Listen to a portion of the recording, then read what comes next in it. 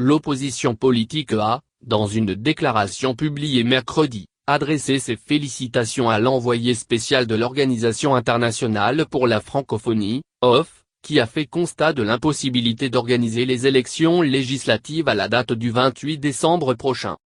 Le chef de file de l'opposition et le président de l'UFF ont indiqué qu'en déclarant solennellement et publiquement que la date du 28 décembre est techniquement intenable, l'envoyé spécial de l'OFF en Guinée, Siema Coulibaly, n'a fait que confirmer la position de l'opposition.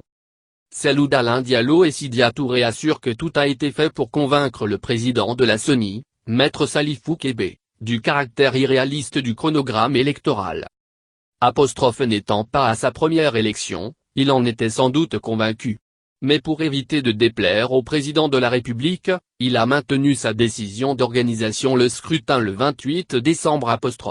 Analyse les deux principaux opposants au régime d'Alpha Condé.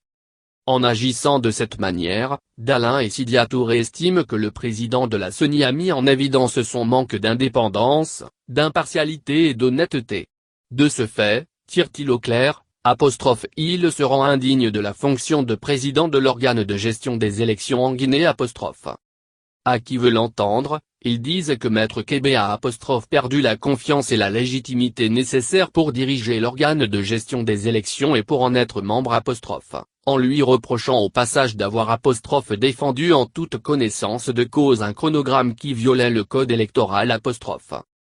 Les présides de l'UFF et l'UFF affirment que le dirigeant de la CENI ne pouvait en aucun cas ignorer le caractère absolument irréaliste du chronogramme et qu'il était conscient de l'impossibilité d'accomplir toutes les diligences nécessaires à l'organisation du scrutin législatif le 28 décembre. Estimant que les actes et comportements du président de la CENI sont des manquements graves aux obligations de sa charge susceptibles d'affecter la sincérité et la crédibilité du scrutin. Dalein et Sidya Touré exigent sa récusation et son remplacement par une personnalité consensuelle issue du barreau de Guinée.